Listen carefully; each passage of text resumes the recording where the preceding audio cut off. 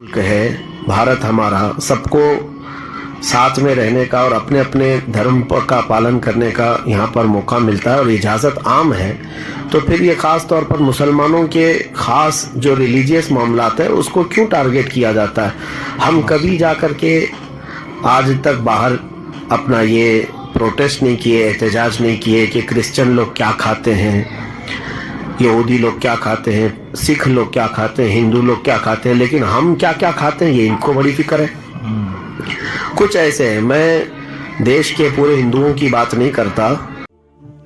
मोहतरम दोस्तों, अस्सलामु अलैकुम वरहमतुल्लाहि वबरकातुहू। उम्मीद करता हूँ आप तमाम हज़रात खैर आफियत से होंगे। अल्लाह की बारगाह में दुआ है अल्लाह आपको और भी खुश रखे, दीनों दुनियावी दौलत से माला माल अता फरमाए। अल्लाह पाक हल्द्वानी शहर के मुसलमानों की हिफाजत अता फरमाए, आमीन या रब्बल आलमीन। दोस्तों आप लोग भी आमीन लिख दे कमेंट में, क्या पता अल्लाह पाक किसकी आमीन लिखने से अल्लाह तबारक व तआला मेरी दुआओं को कबूल फरमा ले। दोस्तों जैसा कि आपको मालूम है, मैं आपकी खिदमत में रोज़ एक से एक न्यू वीडियो लेकर के हाजिर होता हूँ। एक बार फिर हाजिर हुआ हूँ एक न्यू अपडेट, एक न्यू वीडियो लेकर के। तो दोस्तों वीडियो को स्किप ना करें, वीडियो को छोड़ करके ना जाएँ। मुफ्ती सलमान अज़हरी साहब के ताल्लुक़ से मैं एक वीडियो लेकर के हाजिर हुआ हूँ। मुफ्ती साहब का एक इंटरव्यू मेरी नज़रों के सामने आया, मैंने सोचा क्यों ना इसको आप तक भी शेयर किया जाए। आइए वीडियो को स्किप ना करें, इस वीडियो को देखते हैं पहले। नाज़रीन किराम अस्सलामु अलैकुम वरहमतुल्लाहि वबरकातुहू। आज वालेकुम अस्सलाम इंशाअल्लाह वरहमतुल्लाहि मैं मुफ्ती सलमान वबरकातुहू। अज़हरी के साहब के ताल्लुक़ से एक बड़ी अच्छी अपडेट लेकर के हाजिर हुआ हूँ। बहुत से लोग तरह तरह की बातें कर रहे हैं। मुफ्ती सलमान अज़हरी साहब को इस वजह से भी ये दिक्कत आई, वो जो शेर पढ़ा था, लेकिन उसमें तो आपको बेल मिल चुकी है, लेकिन उसके बावजूद भी मुफ्ती सलमान अज़हरी साहब की परेशानियां कम होने का नाम नहीं ले रही हैं। आए दिन तरह तरह की मुसीबतें अलग अलग शक्ल में आती हैं और उनके आगे एक अलग मुसीबत खड़ी हो जाती है। तो मैं आपको एक बात बतलाता चलूं कि देखिए, जब मामला गिरफ्त में आता तो फिर बहुत कुछ पीछे का भी चिट्टा खोला जाता। अब ये एटीएस की टीम जो है ये अपनी हर तरह से उनकी जांच भी कर रही है, पड़ताल कर रही है। उसी में एक चीज ये भी सामने निकल कर के आई है कि मुफ्ती सलमान अज़हरी साहब को जो ये तरह तरह से फंसाया जा रहा है, तो उनके बयानात तो अपनी जगह पर हैं, लेकिन उनके दो इंटरव्यू भी हैं जो सोशल मीडिया पे काफी वायरल भी हैं। आज मैं चाहता हूं कि आपको मैं वो दो इंटरव्यू दिखाऊं, उसके बाद में इंशाअल्लाह उस पर तबसरा करूंगा। आखिर मुफ्ती सलमान अज़हरी साहब ने उसमें ऐसा क्या कह दिया। तो ये आप जानते हैं कि अल्हम्दुलिल्लाह जो हक गो आलिम होते हैं तो वो बेबाक ही होते हैं, निडर ही होते हैं। उनके दिलों में अगर कोई खौफ होता है तो वो सिर्फ और सिर्फ अल्लाह का खौफ होता है। इसीलिए बहुत से लोग तरह तरह की बातें भी करते हैं, मगर मैं कहता चलूं आपको, देखिए हर चीज के दो रुख होते हैं। अगर मुफ्ती सलमान अज़हरी साहब को कुछ आजमाइशों से होकर के गुजरना भी पड़ रहा है तो आप एक बात याद रखिए कि हदीस पाक में आता कि इदा हसन अल अब्दु, जब बंदा अच्छा हो जाता, अल्लाह का मुकर्रब बंदा बन जाता है, तो रब तबारक व तआला की मशीयत ये होती है क्या कि फ़अल्ज़क़ल्लाहु बिही अल बलाअ, कि अल्लाह तबारक व तआला उसको तरह तरह की मुसीबतों में गिरफ्तार फरमाता। क्यों? उसकी वजह का बयान फरमाते फ़इन्नल्लाह युरीदु अन युसाफ़ियहु, इसलिए कि अल्लाह की मशीयत ये है कि जब वो मुझसे मिले तो बिल्कुल गुनाहों से साफ सुथरा होकर के मिले। तो इसमें मैं आपको ये हदीस पाक कोड इसलिए करना चाहता हूँ, ये बतलाना चाहता हूँ कि अगर मुसीबतें आती भी हैं तो अल्लाह के मुकर्रब बंदों पे आती हैं, और अगर जालिमीन पर आए तो वो अल्लाह का कहर होता, फिर वो आजमाइश नहीं होती है। इसलिए ये आजमाइश है। इसका एक तस्वीर का दूसरा रुख यूं भी है कि आज अल्हम्दुलिल्लाह मुफ्ती सलमान अज़हरी की मोहब्बतें अपने ही लोगों के दिलों में नहीं बल्कि गैरों के दिलों में भी अल्हम्दुलिल्लाह हुई हैं। तो ये सब कब होता? जबकि इंसान कुछ न कुछ आजमाइश की घड़ियों से गुजरता है। बहरहाल वजूहात तो बहुत सी हैं, उन्हीं में से इन दो इंटरव्यू को भी मेन तो तरीके से बतलाया जा रहा है कि ये भी मुफ्ती सलमान अज़हरी साहब की आजमाइश का सबब बने। मैं आपको चाहता हूं कि थोड़ा टाइम निकाल लीजिएगा, इस इंटरव्यू को भी सुने। मुफ्ती सलमान अज़हरी साहब ने क्या पैगाम देने की कोशिश की थी आखिर इसमें, ये देखिए, आप सुने इसको।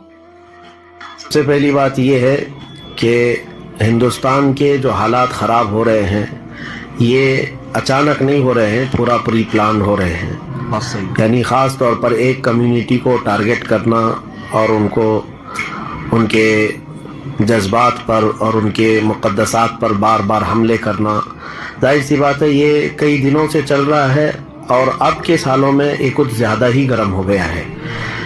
شروع میں ایسا ہوتا تھا کہ مندر مسجد کے ٹاپکس چلتے رہتے تھے، بہت سالوں سے یہ باتیں ہوتی تھی، لیکن اب تو ایسا ہو گیا کہ مسلمان جن چیزوں پر اپنے اس آزاد ملک میں عمل کرنا چاہتے ہیں ان چیزوں کو ٹارگٹ کیا جاتا ہے۔ مجھے بتائیے، آج اگر یہ انڈیا آزاد ملک ہے، بھارت ہمارا، سب کو ساتھ میں رہنے کا اور اپنے اپنے دھرم کا پالن کرنے کا یہاں پر موقع ملتا ہے اور اجازت عام ہے، تو پھر یہ خاص طور پر مسلمانوں کے خاص جو ریلیجیس معاملات ہیں اس کو کیوں ٹارگٹ کیا جاتا ہے؟ ہم کبھی جا کر کے آج تک باہر اپنا یہ پروٹیسٹ نہیں کیے، احتجاج نہیں کیے کہ کرسچن لوگ کیا کھاتے ہیں، یہودی لوگ کیا کھاتے ہیں، سکھ لوگ کیا کھاتے ہیں، ہندو لوگ کیا کھاتے ہیں، لیکن ہم کیا کیا کھاتے ہیں یہ ان کو بڑی فکر ہے۔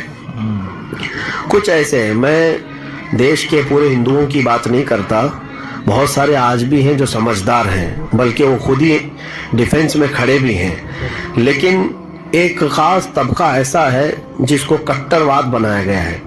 پتہ نہیں ان کو کون سا بھنگ پلا کر کے سڑکوں پہ اتارا جاتا ہے، وہ خاص طور پر حلال گوشت، ان کو کیا پڑی ہے ہم حلال گوشت کس طرح سے کھا رہے ہیں، برسوں سے کھا رہے ہیں، آج کی بات نہیں ہے۔ دیش آزاد ہوا اس سے پہلے بھی جو مسلمان کھاتے تھے اسی انداز سے آج بھی کھا رہے ہیں۔ یہ معاملہ ہوا، عورتیں حجاب پہنے تو تکلیف ہونے لگ گئی ہے۔ بھائی جب پہننے کی آزادی ہے، آپ کچھ بھی پہن کر کے باہر آؤ، ہم کسی کو سوال نہیں کرتے، پوچھتے نہیں ہیں، یہاں تو ننگے بھی گھوم رہے ہیں، لیکن اگر ہماری عورتیں، ہماری بچیاں حجاب پہنتی ہیں تو اس پر ان کو آپتی کیوں ہے، تکلیف کیوں ہے؟ اس کا مطلب یہ ہے کہ اتنے کٹھور دل ہو گئے ہیں، اتنے تنگ دل ہو گئے ہیں کہ یہ برداشت کسی چیز کو کرنے کا ان کے اندر مادہ ہے نہیں، جس کو ٹالرنس کہا جاتا ہے وہ ہے ہی نہیں ان کے اندر۔ ایک ہوتا ہے چیزوں کو برداشت کرنا، تحمل۔ کبھی کبھار ایسا ہوتا ہے کہ میری مرضی کی چیزیں نہیں ہوتی ہیں، لیکن میں اپنی مرضی سب پر تھوپنا نہیں چاہتا کہ جو چیز میری پسند کی وہ اگر مل رہی ہے تو ٹھیک ہے، لیکن دوسرے کو آزادی ہے وہ اپنی پسند کا جو کرنا چاہے کرے۔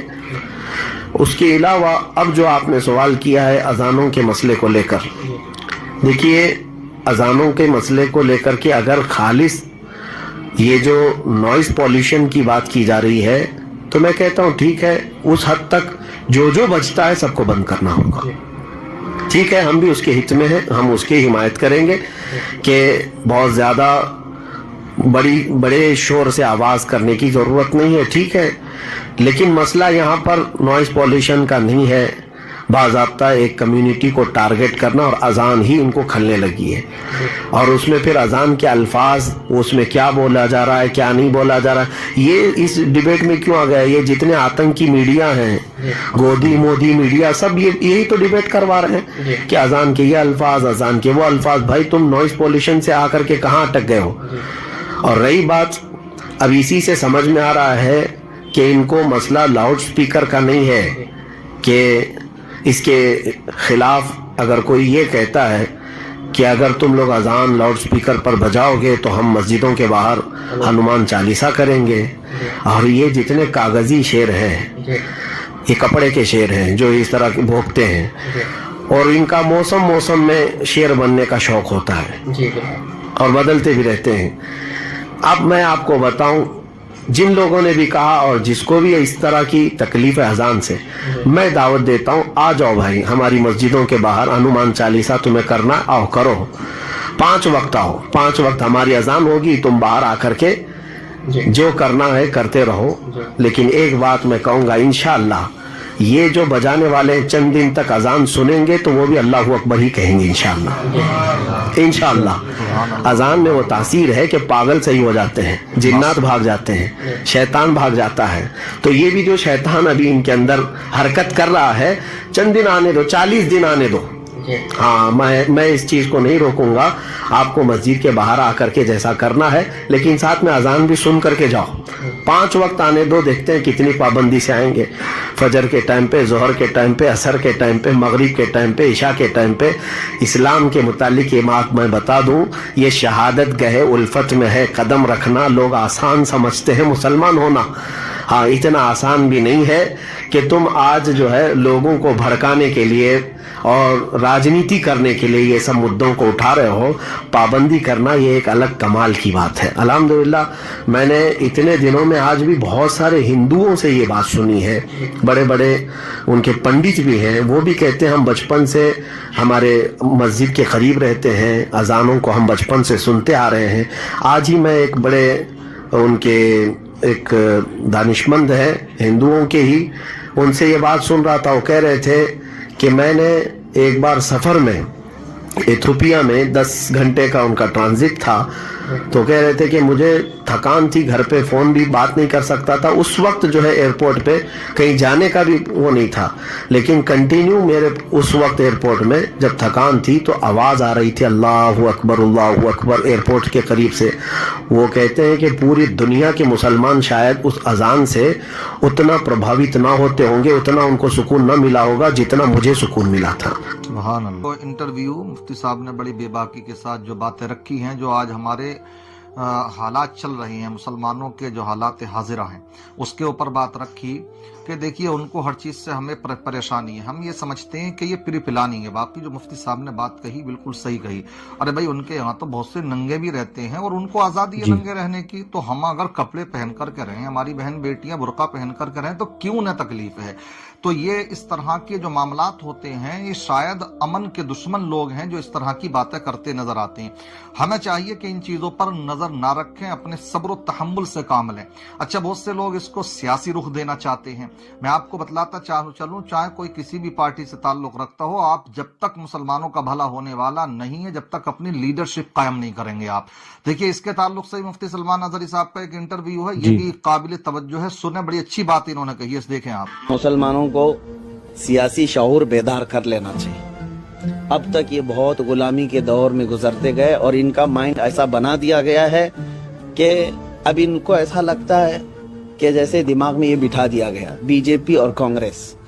یہ سمجھنے لگ گئے کہ بی جے پی موت کا فرشتہ, کانگریس جو ہے امن کا مسیحا. دونوں بھی میں نہیں مانتا. نہ یہ موت لا سکتے ہیں اور نہ یہ امن لا سکتے ہیں, ہمارے لیے نہیں. آپ کو اپنا سیاسی شعور بیدار کرنا ہے. یہ سب جو ہے نا لالی پاپ دے کر کے ہمارے ساتھ کھیلنے والے ہیں جو 70 سال سے کھیلتے آئے. مسلمانوں کو نہ ہی یہ آگے بڑھنے دیا, نہ قیادت کرنے دیا, اور نہ ہی اپنی کمیونٹی کی طرف سے آئے ہوئے مسائل کو آپ آگے تک بات کرنے کی انہوں نے کبھی ہمت جٹائی. دوسرے سارے لوگوں کے ان کو راضی رکھنے کے لیے یہ سب کچھ کرنے کو تیار, لیکن مسلمانوں کے بارے میں ان کو پتا ہے یہ چھوٹی چھوٹی چیزوں پہ راضی ہو جائیں گے. ہاں, ان کے اوپر جو کچھ بھی بلا آئے گی ہم نہیں بولیں گے پارلیمنٹ میں, ان کو بعد میں ہم گھر پہ بلا کے دعوت کر کے منا لیں گے. یہ سیاست چلتی ہے. اس کے لیے مسلمانوں کو چاہیے کہ اپنا سیاسی شعور بدلیں اور اپنی سیاست کی لڑائی وہ خود لڑیں.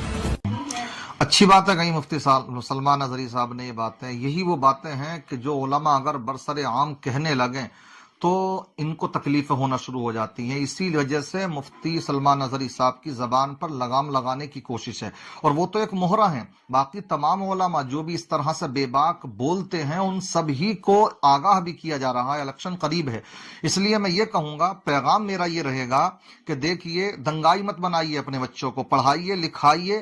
آپ مجھے کوئی بھی ایک بتا دو کہ کسی بھی راجنیتا کا کوئی بھی بچہ کبھی دنگوں میں نظر آتا ہو, وہ سب اپنے باہر ہی ہیں. نہیں, کیونکہ یہاں تو اسکول اور کالج اور ڈگری کالجوں کے معاملات ایسے ہیں, یونیورسٹیز کے تعلیم کے معیار کیا سے کیا کر دیے. خود کے بچے پڑھتے ہیں ودیشوں میں اور پھر آ کر کے ہم پر راجنیتی کرتے ہیں, اور ہمارے بچوں کو دھکیلا جاتا ہے گا دنگائی بنانے کے لیے. اس لیے آپ غور کریں کہ آخر کوئی بھی دنگا ہوتا تو راجنیتا ادھیکاریوں کے بچے تو نہیں ہوتے اس میں, آپ ہی کے بچے کیوں ہوتے ہیں اس میں. تو یہ شعور پیدا کریں, اچھے برے کی امتیاز کریں, اپنے ملک کے لیے امن و سکون کا امن کی علامت بنے.